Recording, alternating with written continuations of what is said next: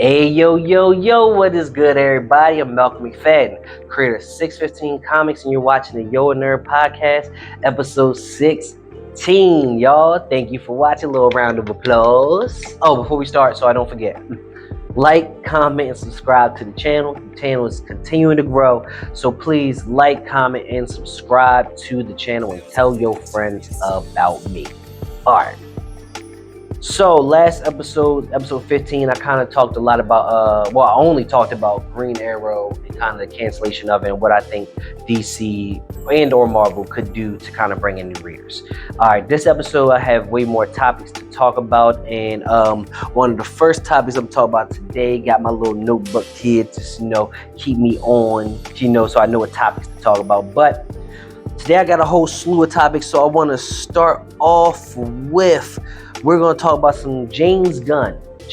So he's really a hot topic pretty much every week because he's always on Twitter or something talking about the movies and everything, which I'm not going to lie to you. Sometimes he says things and I'm like, bro, just please stop talking about these movies. Stop saying these things because it just makes me lose more and more confidence in you, and I already had very little confidence in James Gunn anyway. But let's talk about what he was talking about now. He was basically doubling down on him talking about him changing Superman's parents. You feel me? To kind of being more space terrorist. To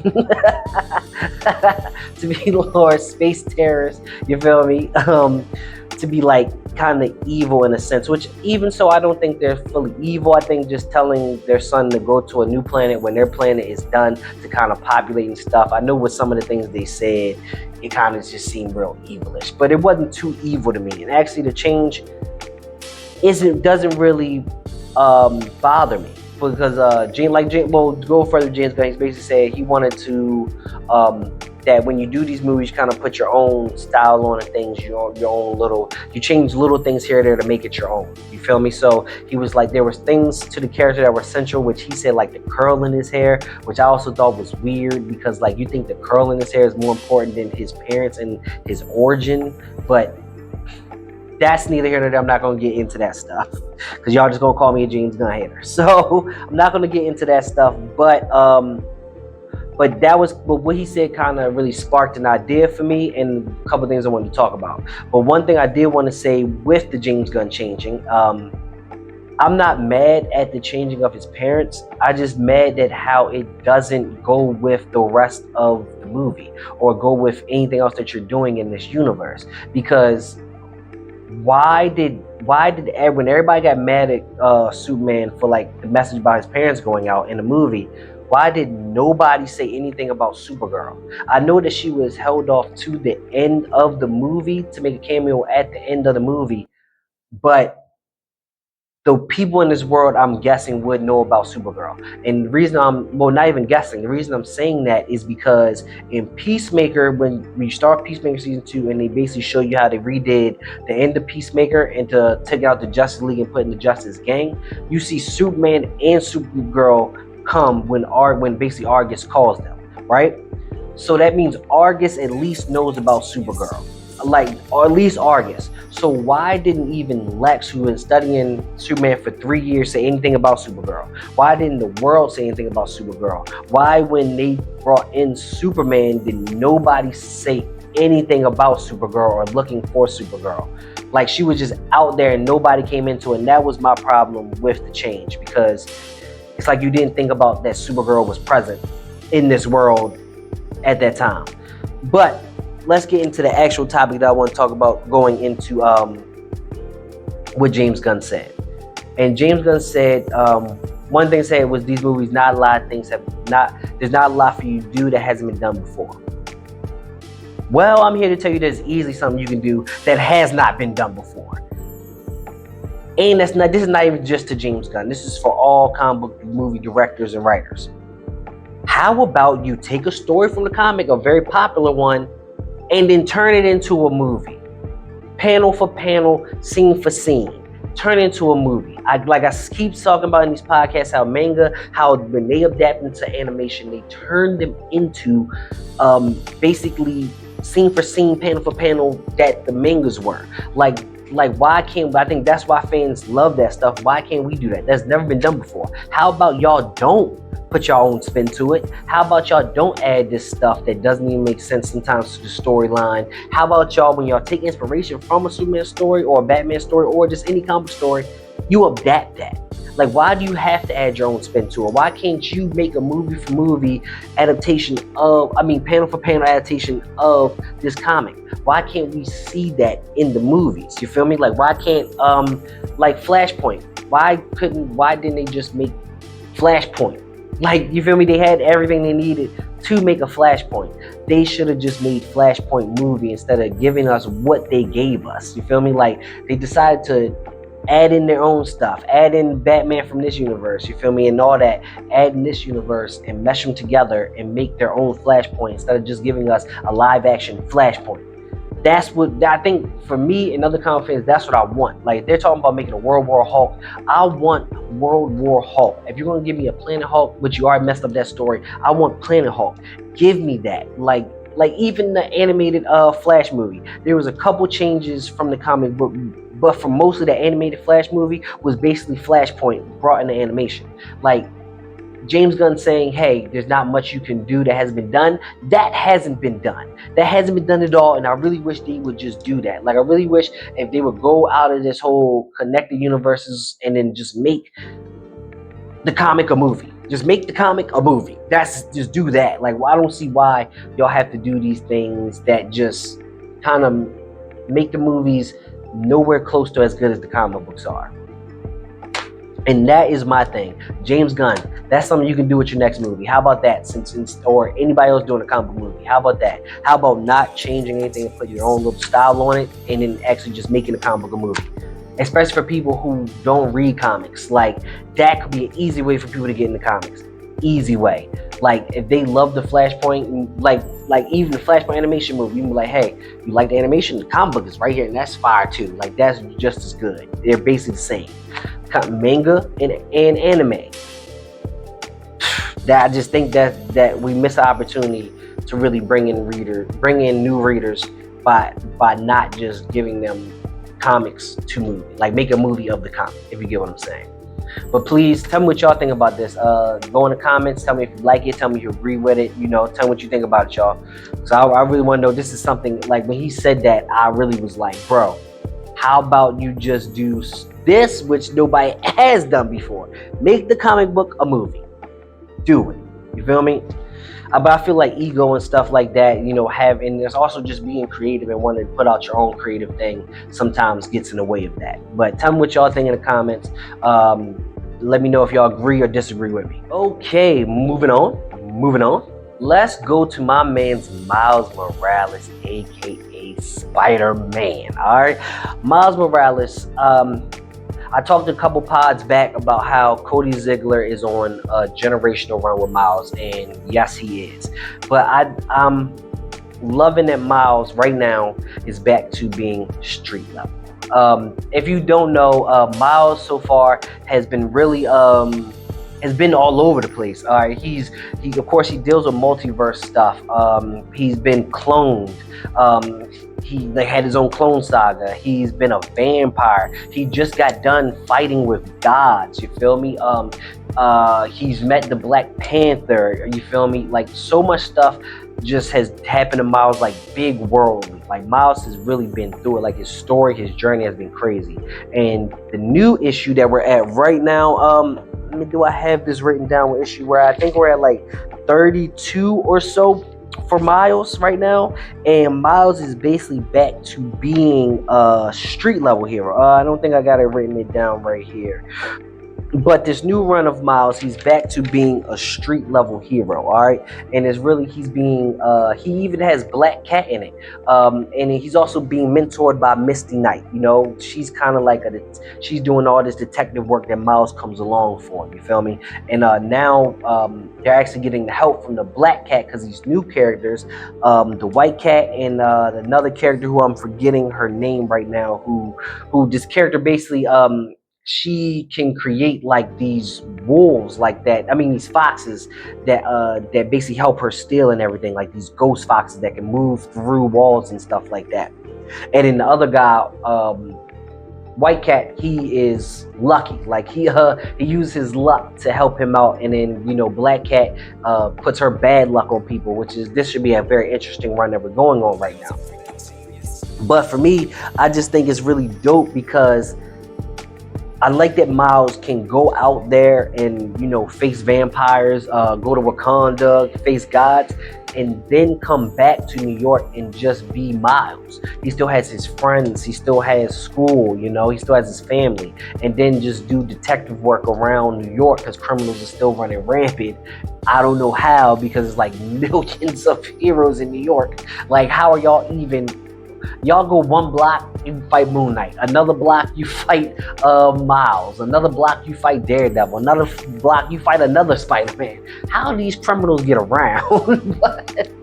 but yeah, it's nice to see that Miles can go back to New York and kind of just be Miles and then be under Misty Knight. But really what I think they need to lead to is Miles being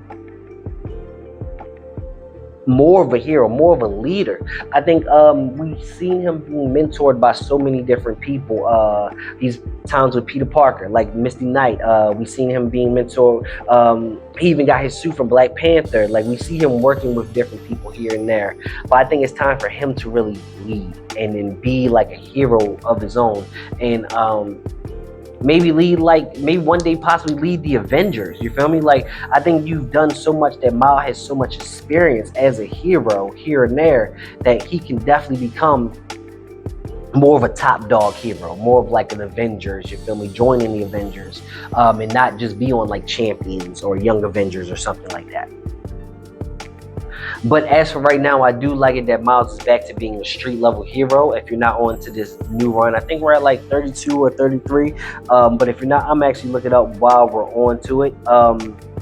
But Miles, like I said, I do like that Miles has had his time to be out in the bigger world, but now he has come back to be the Miles that we all know and love, the more street level, friendly neighborhood Spider-Man type of stuff that that made Peter Parker such a beloved hero. So Miles Morales, I believe, yep, the recent one that came out was 38 and the one before that was 37. So that's the issues we're on right now. Issue 37 and 38 is part of this new run where, like I said, there's these criminals that are robbing banks and stuff like that, and then now Miles is working with Misty and the Black Cat to stop them.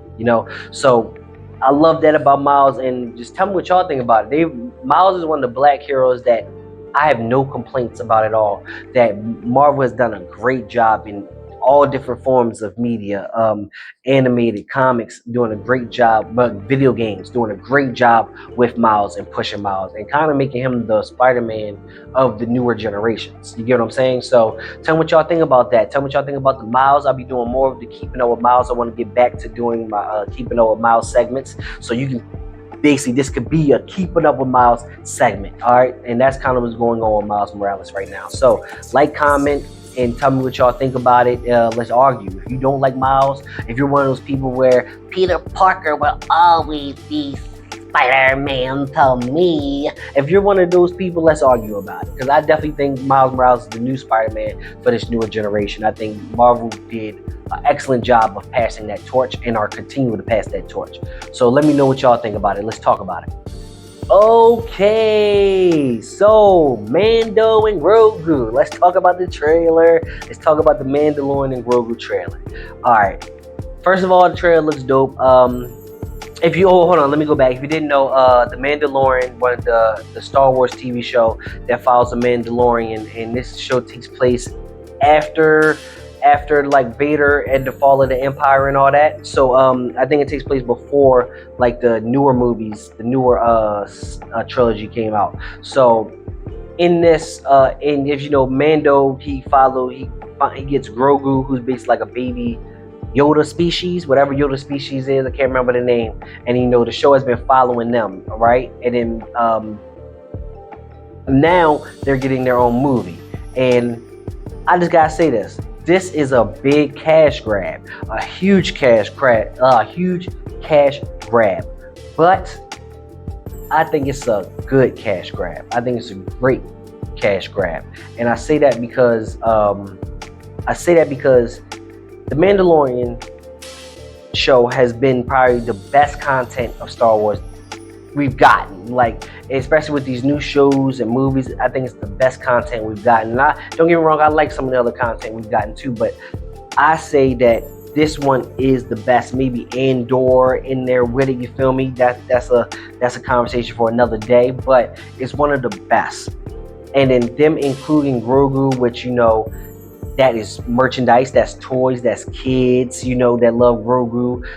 My son, he's 2, he actually loves Grogu, you feel me? So I think this actually is a good cash grab, because I mean, Star Wars always sells toys, lightsabers, costumes, stuff like that. But I think with making the Mandalorian and Grogu a movie instead of a TV show, you're putting this in front of a bigger audience, and then you're also adding to the Star Wars or lore and Star Wars storyline. But also you're putting Grogu out there in front of the general audience. You're gonna want kids to go to this movie and stuff like that, which I saw another podcaster say, like, that this movie may not be as good as it can be because they may play it too safe, because they want kids and stuff to go to this movie, which I definitely agree with. I'm hoping that they still put out a very good movie and good product, but I could see them definitely playing it too safe. But I think this will actually but I think that they continue what they've been doing with the Mandalorian in these movies,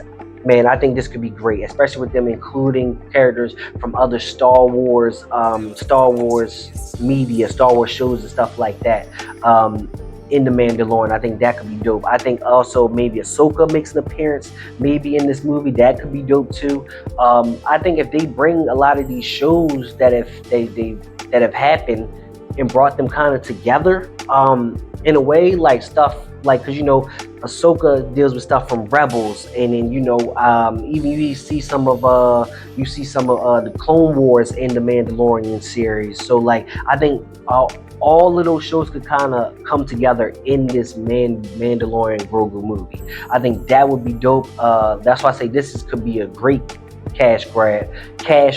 Like, I think this is, like, I know in movies they have, like, people are saying, like, it's just cameo porn, like it's just cameo fest, like we don't need all these cameos, or some of these movies are just all about cameos, not about the story. I think this one, you can easily use all the cameos and make a great story with it. So that's why I say this is a good cash grab to me. I think it's a great cash grab to me. So tell me what y'all think about it. I'm looking forward to it. I thought the trailer was fire. I thought the trailer was dope. So please tell me what y'all think about it. And are y'all in it? Are y'all for it? Do y'all think this is going to be bad? Y'all think that Star Wars is kind of just dead now? Or you think this could kind of bring people back to Star Wars?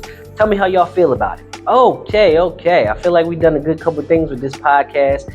You know, we talked about comics. I talked about movies. Talked about Star Wars. So let's move on to wrestling, because you know I love me some wrestling. And I want to do more wrestling segments. I want to do more talking about wrestling, because I watch wrestling every week, and I be coming on these podcasts not really talking about wrestling at all. And I feel like wrestling is part of the nerddom. A lot of nerds I know actually like wrestling too. So what I want to talk about is, I want to talk about the team up between WWE, TNA, and AAA. Like, I think WWE is doing a trash job with this right now. Trash job. I don't like the fact that WWE is giving WWE superstars the titles of AAA and TNA. Like, I got it at first with Trick getting the TNA title. I thought that would be good with him going in between. I thought he was a good star to kind of push both and bring people in to watch TNA. You feel me? So, but they continue to just keep giving people TNA titles.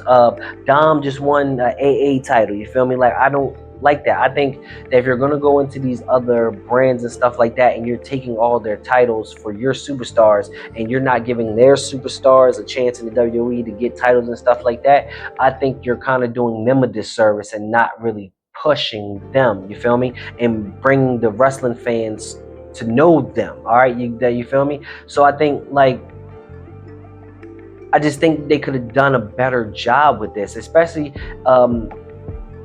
I saw just recently they had the TNA invade NXT, which I thought was pretty cool, which they need to do. I think this could definitely be like a whole, when ECW came back and they was messing with WWE and stuff like that. I think this could definitely be like that. But I think they just gotta do a better job of it. Like push more of the TNA stars. Like you're taking their stars and putting them on like NXT and stuff like that as NXT wrestlers and keeping them on full time. Like, why don't you bring some of your stars over to wrestle and then let them go back to TNA? Like, get these newer fans on with that. I don't like that at all. Like, I really don't like it. I really don't like the fact that they're doing that. Like, yeah, here we go. Like, but I also think if you're going to do this, you also need to give like TV deals. Like, I think AA needs to get like a TV deal. TNA definitely should get a TV deal. AA may be harder, but I think TNA definitely should get a TV deal. Like they should be on CW or something like that. I think definitely getting them a deal to push that. But I think if WWE is going to do this partnership with AA and TNA, I think they need to do a better job of pushing those brands and not pushing their own wrestlers on those brands, if you get what I mean. And of course, I've been a TNA fan since back in the day. Also, AJ Styles said he's retiring soon. I don't even want to believe it, but let's forget about that. Yeah, I was a big fan of TNA back in the day. The AJ Styles, the Samoa Joes, back when Kurt first got there. Booker T when he got there. Shark Boy, Abyss, Sabu when he got Rhino, Raven, Jeff Jarrett when he was there. Like it was crazy, like TNA back in the day. And I think they definitely need to bring back the six-sided ring. They need to bring that back. But I think WWE all in all needs to do a better job of pushing TNA and AEW and not just pushing their wrestlers over there. Wrestling fans, let's talk about it. With y'all, this is a discussion. Let's get into this. I've been seeing it every now and then on my timelines, but hey, come in the comments. Let's talk about it here. How y'all feel about this merging with WWE and TNA? How do y'all feel about WWE PLEs going to ESPN app? I don't like it. I hate it. I was good with Peacock. Why can't you just keep it on Peacock? You feel me? I'm not paying for this ESPN app when that's all I'm gonna use it for. Is to watch that. So tell me how y'all feel about that. Let's get into this, wrestling fans. Let's talk about it. Okay, you guys. Let's talk a little bit about big names on Kickstarter. Big names on Kickstarter. So I've seen there's 2 Kickstarters out right now that I'm seeing. I'm seeing that they're releasing a Star Wars manga on Kickstarter, and I'm seeing that if you watched on Netflix The Dragon Prince, they're making a continuation of it called The Dragon King, and that is also on Kickstarter. Like they're crowdfunding these projects, and these are 2 major projects. Like this is Star Wars. Dark Horse is the one who's crowdfunding for the Star Wars manga, and I talked about this a while ago on the pod, but there's a lot of bigger names crowdfunding. There's a lot of bigger names going to Kickstarter, and I really don't have too much of an opinion on it. It's kind of really, this is for a conversation starter and just to say I've been seeing this trend. But I know that some creators don't like it because it kind of takes away from them getting seen on these sites. But I also think it brings more people to these sites and get used to these sites. Like if they got freaking Star Wars manga on Kickstarter, then that could be people more looking at Kickstarter for comic book stuff. They're saying, hey, I can get Star Wars on here. Like, why I can look for other things. Dragon Prince is a animated show, so that's kind of different, you feel me? But I think the more people that kind of get used to the site like Kickstarter kind of helps us comic fans to crowdfund our own project, because it gets people to know these sites. Because sometimes when you ask, sometimes you're like, yeah, go to Kickstarter, people think of it like a GoFundMe or something like that, and it's like, no, I'm actually giving you the product. It's just kind of crowdfunding this project so I can actually get the product out there to you guys. So I like it. I know that some creators don't like it, don't like the competition on the site. I know that more people wish there was a crowdfunding platform that was just comics. I do too. But Kickstarter, I think them coming to Kickstarter is kind of I think it also kind of shows that they're kind of going straight to the fans, kind of being more independent, not going with kind of like the big corporations and stuff like that, and kind of going straight to their audience. Which I love that. I love that, going straight to your audience, like the Dragon Prince campaign. On their campaign, they basically talked about how why Kickstarter. It was like, you guys get to be a part of this process with us. You guys get to be a part of this journey. And as a person who sells things, I know that them saying that kind of is just to help them sell it, but that is kind of true. You are part of the journey. You'll get to see it get made and done. You feel me? So you are really a part of the journey. Yeah, that's a selling point, but you really are a part of the journey. And for me, I like that. I know, like I said, I know people have their beefs with these bigger names going to Kickstarter for crowdfunding and everything, but I like it. I think more people that get used to this site will help me sell more on this site. You get me? As a comic book creator, which you can check me out, 615comics.com. But yeah, tell me what y'all think about these big names on Kickstarter. All right, so tell me what y'all feel about that. Okay, y'all, so this has been a great episode of Mouthful. My mouth is dry. I definitely need to start bringing water with me when I do these. So to end this off, I want to get back to my comic book recommendations. I might actually have to do this one kind of off the dome, because I got a couple written, but I don't got really any written, if that makes sense. So with my comic recommendations, I do one DC, one Marvel, and one outside of that. So today, my comic recommendations for DC, hoping I haven't said this already, but I'm going to put out the Terrifics. The Terrifics, Miss Terrific is getting a lot of shine. James Gunn also said that he has big plans for Miss Terrific, so that's why I'm putting this out there. It was basically like DC's Fantastic Four, where Miss Terrific was basically Mr. Fantastic. So Miss Terrific basically leads this group, and it's a really dope comic, really dope. I think it came out, I think it was part of Rebirth, actually, I think after Rebirth, something like that. But it's the Terrifics. It's a real dope story, basically like DC's Fantastic Four, like I said. Check it out, especially if you are a fan of Mr. Terrific and want to learn more about him from the Superman movie. Definitely check this out. All right. Marvel. For Marvel, I want to put out, there's a new run for Iron Fist. There's a brand new Iron Fist, not Danny Rand. Actually, let me look this up. Like I told you, I'm doing this off the dome. There was a new Iron Fist that got introduced, I think about a year or so ago. I haven't really seen much of about him since, but yeah, there was a new Iron Fist that came out, and yep, this is right here. This is new Iron Fist. That basically, like, he had like shards of like a special sword in his arm and everything. So I really want to tell people about that new Iron Fist and that run of Iron Fist. Let me find it. Yeah, I'll put the picture up right here. I'm sorry, this is kind of really off the dome for these, but the brand new Iron Fist, new person taking on the mantle of Iron Fist. It was really dope read, and they made him Asian, which I really thought Iron Fist should be Asian. I get the times and why they made Danny Rand or whatever, but I always thought Iron Fist should be Asian, and I'm gonna go back and read that Iron Fist because I want to check it out, especially after the new Iron Fist that came out that I was very disappointed in. The new Undead Iron Fist, I was disappointed in that. So I think I'm gonna go back and read this brand new Iron Fist, and I want to recommend it to y'all too.